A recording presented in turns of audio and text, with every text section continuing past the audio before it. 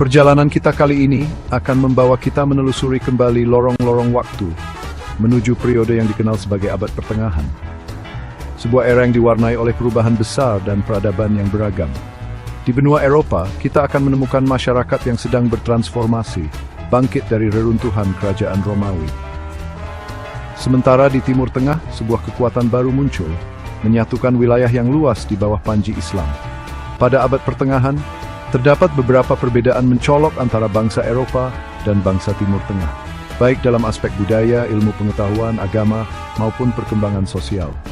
Perbedaan-perbedaan ini yang akan kita kupas satu persatu, bukan hanya sekedar catatan sejarah, tetapi merupakan cerminan dari interaksi kompleks antara manusia dan lingkungannya, antara tradisi dan inovasi. Mari kita mulai penjelajahan kita dengan menyelami lebih dalam ke jantung Abad Pertengahan untuk memahami bagaimana perbedaan-perbedaan ini membentuk dunia yang kita kenal sekarang. Pada Abad Pertengahan, terdapat beberapa perbedaan mencolok antara bangsa Eropa dan bangsa Timur Tengah, baik dalam aspek budaya, ilmu pengetahuan, agama maupun perkembangan sosial. Berikut ini adalah beberapa perbedaannya.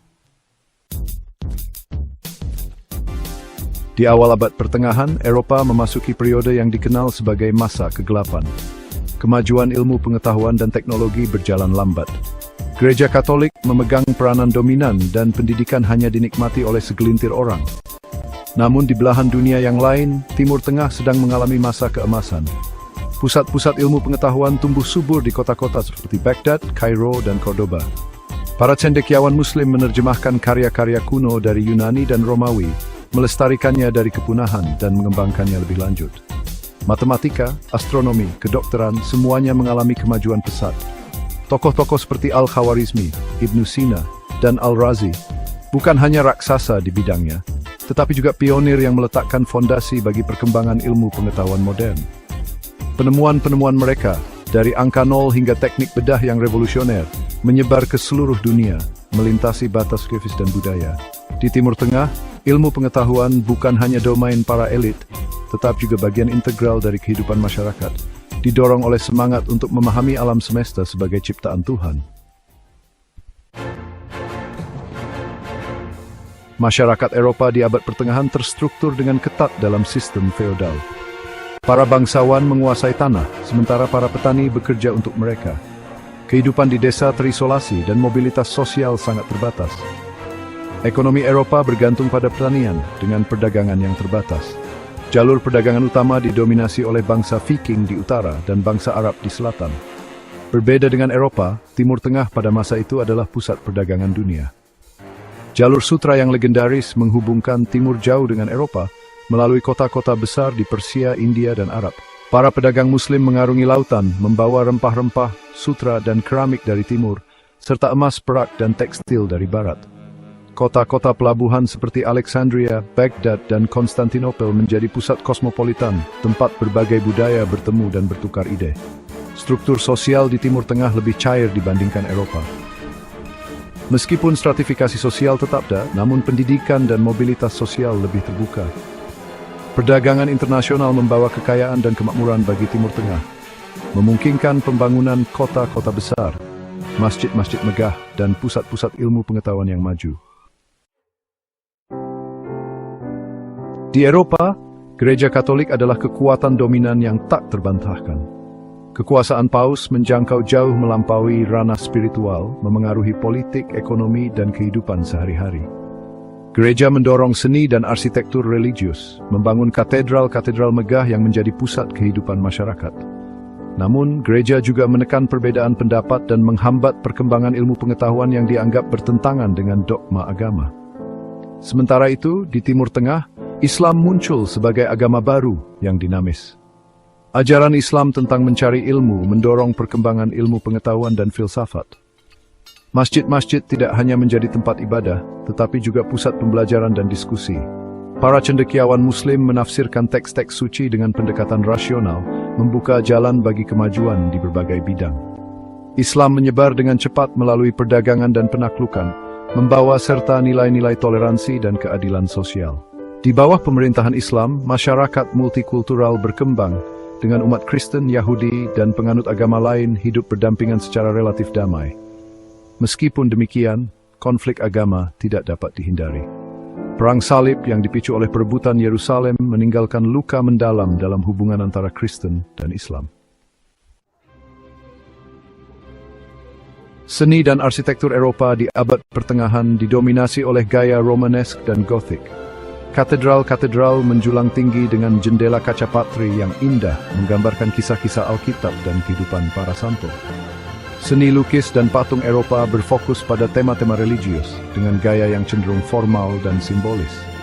Keindahan alam seringkali diabaikan, digantikan oleh representasi dunia spiritual yang agung. Di Timur Tengah, seni Islam berkembang dengan pesat. Larangan menggambarkan Tuhan dan Nabi Muhammad mendorong seniman Muslim untuk mengeksplorasi bentuk-bentuk seni abstrak dan dekoratif. Kaligrafi Arab mencapai tingkat kesempurnaan yang tinggi, menghiasi masjid, istana, dan manuskrip. Pola geometris yang rumit dan motif tumbuhan yang indah, yang dikenal sebagai arabesque, menjadi ciri khas seni Islam. Arsitektur Islam mencapai puncaknya dalam pembangunan masjid-masjid megah dengan kubah besar, menara yang menjulang, dan halaman yang dipenuhi air mancur. Masjid Agung Cordoba di Spanyol dan Taj Mahal di India adalah contoh yang menakjubkan dari kemegahan arsitektur Islam.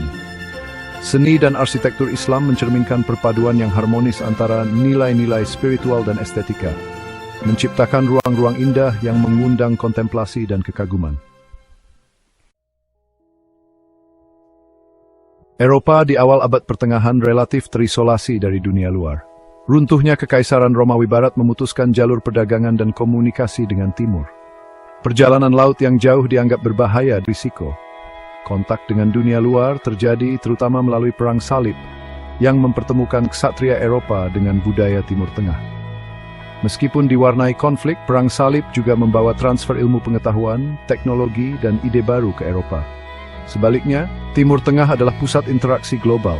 Para pedagang Muslim menjelajahi samudera, membangun jaringan perdagangan yang luas dari Afrika Barat hingga Cina.